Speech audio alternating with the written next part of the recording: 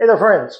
So if you've been watching this channel, you know I'm just under a year into this hand tool journey, and I've started using jigs more and more to make my work more accurate and speed things up.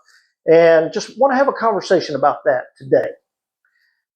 So by far, my most used jig is the bench hook. And you know, we've been going through the Teachers Handbook of Sloyd, and the bench hook is considered one of the essential tools and one necessary, or one that each journeyman should actually build themselves. In the book, of course, it's a more complicated thing. It's usually made out of one thicker slab, and you gotta plane it and stop plane, that kind of stuff. Using today's more modern stuff, it's really just 3 pieces of wood. Flat piece of wood here. I just happen to be using a piece of oak that I had laying around.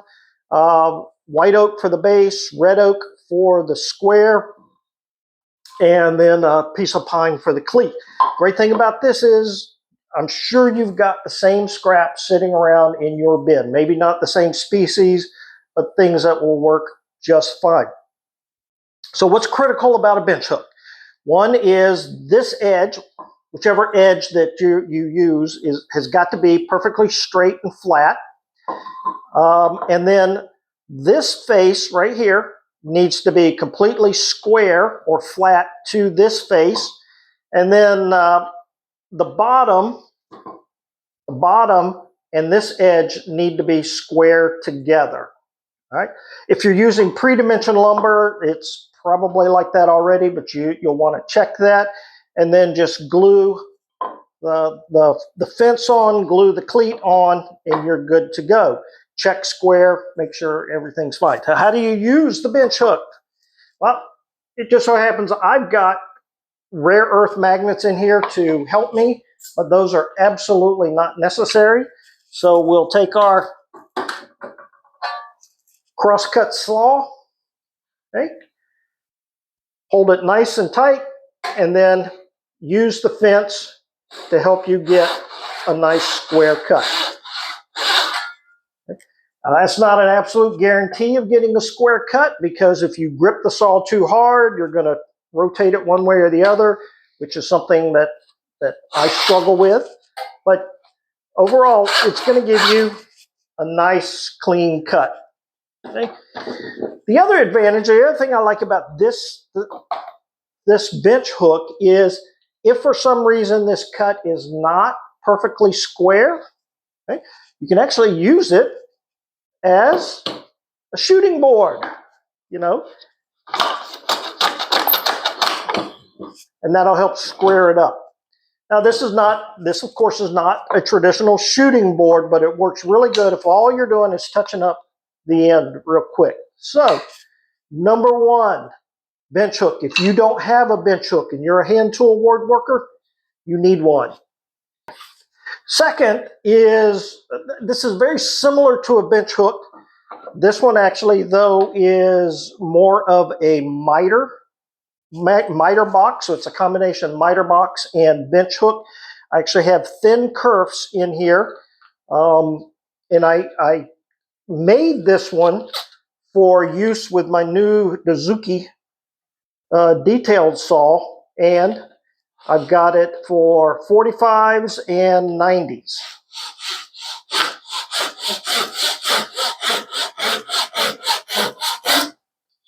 The nice clean cut. Again, you can do the 90-degree cut here,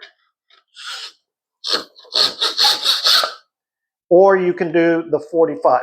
Same principle as the original bench hook. It is 3 pieces of wood. It's a flat base. In this case, it's 3/4 inch plywood. A piece of white oak for the fence. Again, that looks like pine for the cleat. Okay. The only difference is, as I make these cuts, I have to be very, very accurate to make sure that we're cutting both vertically and perfectly straight, which kind of leads us into the next grouping of jigs. Now, most of my jigs are shop made, but these particular ones are store bought. And the reason they're store bought is that we got to be absolutely accurate on these. So this is a 45 and a 90. We can hold it here like this. Hold our saw up there. And again, these are magnetic. So it's going to help make sure you get a vertical and square cut. The other two jigs are for cutting dovetails. I have a 1-in-6 and a 1-in-8 dovetail jig. You can, of course, make these yourself. It's kind of hard to make a dovetail jig when you're just getting started doing dovetails. I was very reluctant to buy dovetail jigs, by the way, until I did a video on the struggles that I was having doing dovetails. I actually showed you my very first set of dovetails, and one of the comments that I got from some long-term woodworkers is invest in a set of jigs, and that will help you get started. Okay, so jig number 2 is a modified version of the bench hook. Jig number 3 are these purchased dovetail and square cut jigs. All right, I mentioned that you could actually use your bench hook to help shoot the ends of boards. That works great if all you're trying to do is make sure you're getting a vertical, but if you're trying to get a square across the end around the sides, it's going to be a little bit more difficult. So what you need is a real shooting board. Now this Frankenstein piece of equipment this was the very first jig I made with hand tools, designed to be a shooting board. You can see I pieced together with the scraps I had out of that. This particular one was designed to be used when this bench is in the low bench configuration. So, I've got removable legs on here. This is actually a bench that is literally bench height. You can sit on it. So it's designed for the shooting board to go like this, and you're shooting in this direction. I'm going to have to remake this. This was my first attempt. Again, plywood base, 1/4 inch, probably poplar on here, and then red oak for the fence. This shooting board is too small for either my number 5 or my number 4. There's not enough fence on there. I actually made it when all I had was a block plane. Okay, and it is the right size for a block plane, but it's not big enough for the shooting plane. So gonna have to rebuild this one. But again, the shooting board is very similar, very simple to make. Also listed as one of the essential tools in the Teachers Handbook of Sloyd. So you'll need a flat base, probably 3/4 inch plywood is your best bet. Okay, then I went with 1/4 inch here. I think it ought to be at least 1/2 inch, just based on my experience here. And then you'll put a fence on here and make sure your fence is perfectly square to your secondary base. Okay, you can put a cleat at this end if you want, and then it would hook on your bench just like your bench hook would. I'm actually thinking about putting it over here on this side. I can't, because I have the cleat that runs vertically, we can put it in the face vise and come at it from this end, and it works fine for a left-hander, by the way. If you're right-handed, your face vise is going to be down on this end. Okay. All right. Another Frankenstein of a jig is the 45-degree shooting board. The idea was here to be able to run your plane like this and get a 45-degree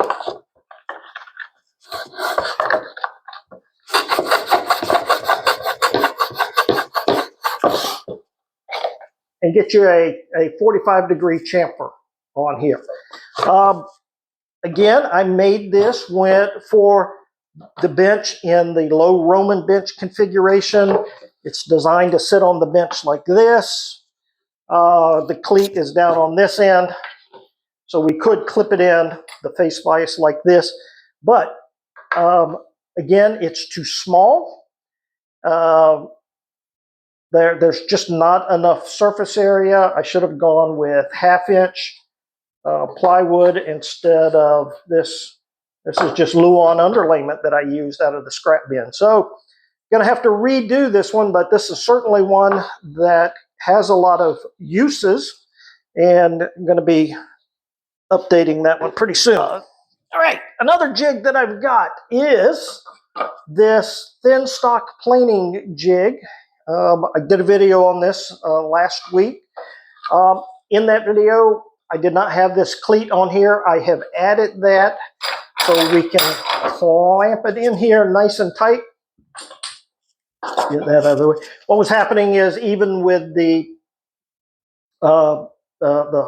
stop on here, the planing stop, this thing was still moving too much. So this is configured to give me a 1/2 inch stock, but then I've got these spacers in here. You can just drop those in place. This one right here would actually give me now a 1/8 inch piece. Let's see, do I have just a piece of scrap there? So you can come in and just run your plane along there. Okay. A couple of different spacers in here. Should be able to get 1/8 inch, 1/4 inch, and 1/2 inch pieces out of that. Okay.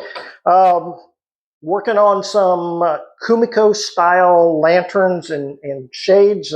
So this has been getting a lot of use lately, but this is a brand new one. Brand new one just came up.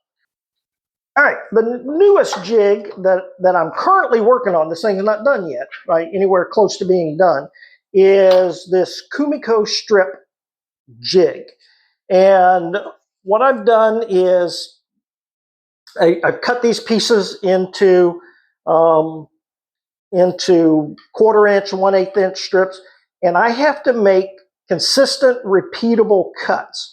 So what I'm going to do is actually lay out my Kumiko lines here, and I haven't finalized the design, but once I have that made, then I'll come in with my Dozuki saw and I will cut through the fence, cut through the Kumiko piece down to the required depth, probably going to be a 1/4 inch. I have some 1/4 inch stock that I can put in there, and that will guide me to the depth. So whatever the Kumiko style ends up being, we'll mark that out at the same time.